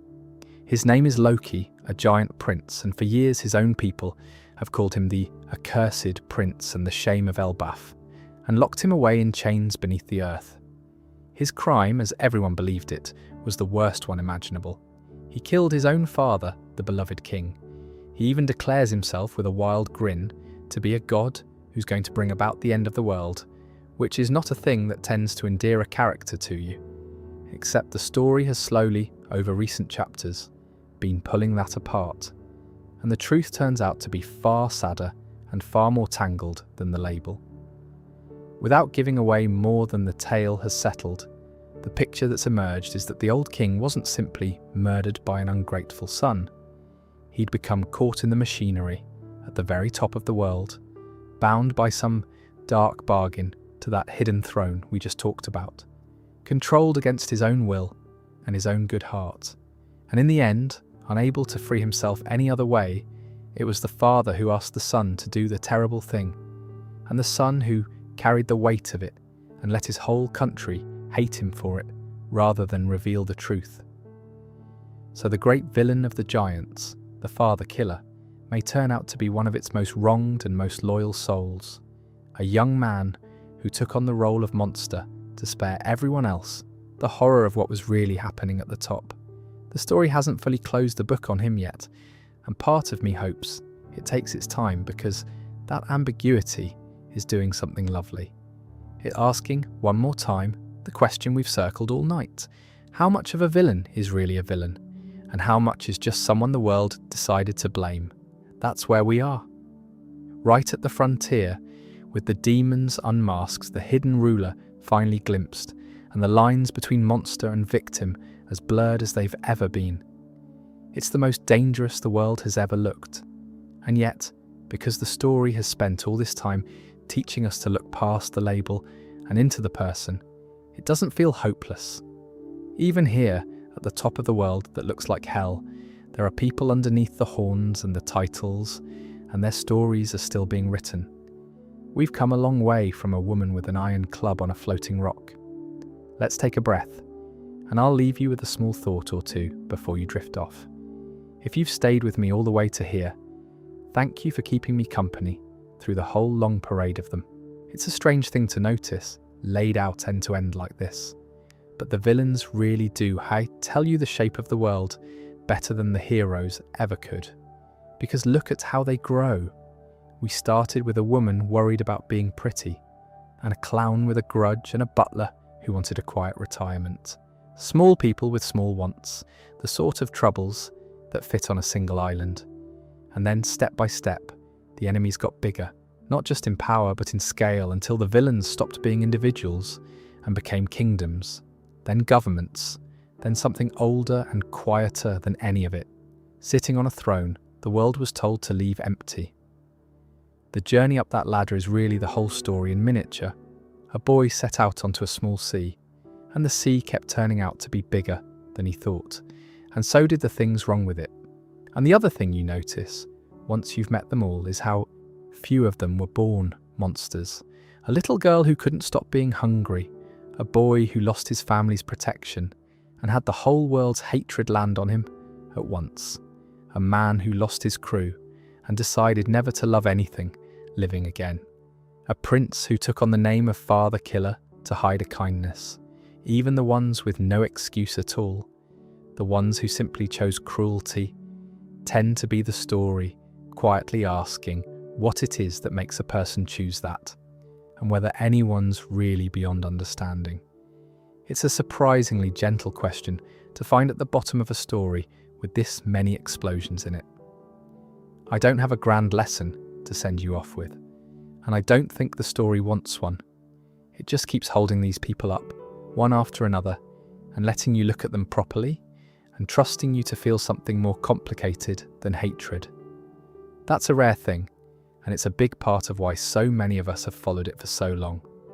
Anyway, the sea's calm now, and I've talked more than enough. If you're still even a little bit awake, and you'd like another of these when you're ready for one, they aren't hard to find. But there's no rush at all. The world will still be here in the morning. Rest well, and thanks again for spending the small hours with me and this ridiculous, enormous, tender story about